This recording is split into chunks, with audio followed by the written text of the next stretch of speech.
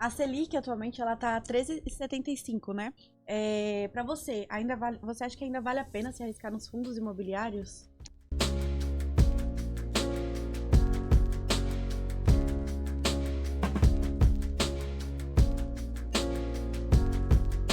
Legal, excelente pergunta, né? Quando a gente fala de investimento em fundos imobiliários, realmente a taxa Selic influencia muito, né? Inclusive, o que mais acaba influenciando é a tendência dessa taxa Selic, né? Ou seja, ela está numa rota de alta, uma rota de queda ou está andando de lado, né? Quando a gente consegue perceber algum movimento como esse, isso influencia diretamente na renda variável e nos fundos imobiliários especificamente. Então, se a gente conseguir perceber em algum momento a taxa Selic em rota de queda, esse vai ser um bom momento para comprar os fundos imobiliários, porque aí eles têm uma tendência clara de subir. Foi isso que aconteceu em 2016. A gente tinha um cenário muito parecido com esse. Selic mais ou menos em 14% ao ano. Essa Selic saiu de 14% para 7%. Nesse período, os fundos imobiliários cresceram quase 150%. Caramba. Realmente influencia muito, até por essa questão de procura dos investidores, mas a taxa Selic ela é uma régua de mercado. Tá? Então isso daí é muito claro.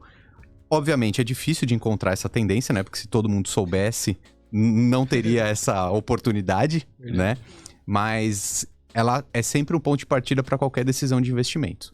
Até porque, se a gente tem uma rentabilidade de 13,75% hoje, no ativo mais seguro da nossa economia, que é o Tesouro Direto, por que eu devo correr risco em uma outra classe de ativos? Essa é uma pergunta que o investidor tem que fazer e, obviamente, a resposta ela tem que passar pela montagem da carteira de investimentos, porque esse valor de 13,75 não ficará para sempre. O mercado ele é cíclico. Então, hoje, realmente está muito interessante esse investimento mais seguro. Mas, a partir do momento que houver essa mudança de rota, aí sim a gente vai ver a renda variável subindo bastante. Só que quem não se posicionar agora também pode perder essa alta, né? Por isso que essa mescla dos investimentos faz muito sentido. Nossa, faz realmente muito sentido o que você falou, né? Porque realmente acontece isso, né? Quando a Selic sobe, geralmente a renda variável cai bastante, ou seja, acaba ficando mais atrativa, mais barata, né? Quando acontece o movimento inverso, e aí os ativos se valorizam, né? E quem aproveita essas oportunidades acaba ganhando dinheiro com isso, né? E assim, ações ou fundos imobiliários, qual o melhor para investir nesse momento, na sua visão? Olha, eu acho que as ações e os fundos imobiliários têm a sua função dentro de um portfólio de investimentos individual. Acho que os fundos imobiliários são mais seguros. Tá? Pelo menos essa é a visão que eu trago para a minha carteira de investimentos. Eu gosto daqueles fundos imobiliários mais seguros. Tá? Tem alguns fundos imobiliários que são mais arriscados. Na minha visão, não vale a pena dentro da minha carteira. Por quê? Para correr um pouco mais de risco, aí sim eu vou para o mercado acionário. Porque se a gente pensar em valorização, as ações têm mais potencial de valorizar.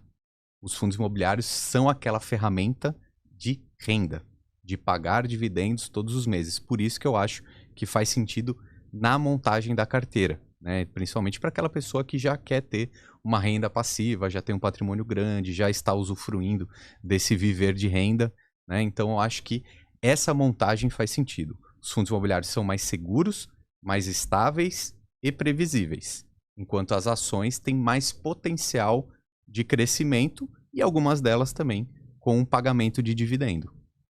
E assim, para você, o que é os fundos imobiliários menos seguros? O que você considera? Tá, eu acho que claramente a gente consegue ver agora, até que um momento que os fundos imobiliários de papéis estão pagando muito bem, né? Porque a gente tem taxa Selic alta e inflação alta. Então, quais são os fundos imobiliários que estão performando melhor? São os fundos de papéis.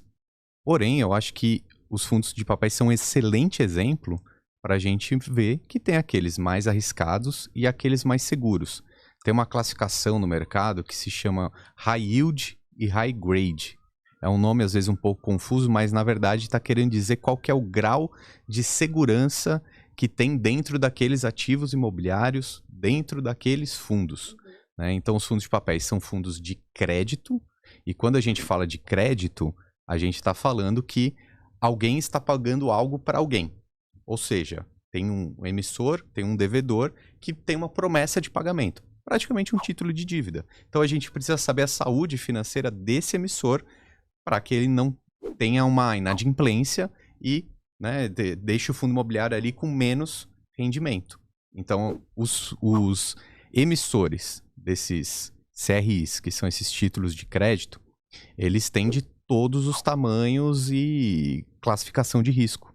Tá? Então tem alguns fundos imobiliários que eles vão ter, principalmente aqueles que pagam mais dividendos, eles têm esses emissores ali um pouco menos confiáveis. Até porque se eu tenho uma empresa, uma instituição ou um empreendimento e eu preciso captar recurso, se eu não tiver um bom nome na praça, eu vou ter que prometer um dinheiro maior para pegar emprestado agora, né? Uma rentabilidade maior. Tá? E isso faz parte do jogo. Né? Isso daí é um processo muito natural, que funciona bem. A única questão que eu trago aqui é o investidor saber onde ele está investindo. Porque não tem problema nenhum um fundo imobiliário ser mais arriscado. Ele tem essa característica do high yield, né? Que ele tem ali dentro do seu fundo CRIs de alguns emissores menos saudáveis, digamos assim, financeiramente. Pode ser que eles façam algum calote, alguma inadimplência. Quer dizer que sim, vai ter calote, vai ter inadimplência? Não, mas é mais arriscado. Aí a única questão que eu trago é que eu vejo muitos investidores investindo nesses fundos imobiliários pensando num altíssimo dividendo, mas não vendo o que está dentro do fundo.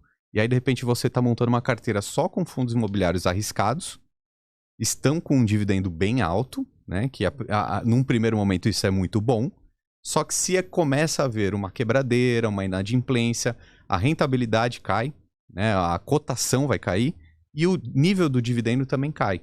Então, esse seria um problema. Se for uma pessoa que tiver esse apetite a risco, tiver, sei lá, apenas uma parte do seu dinheiro investido, tudo bem.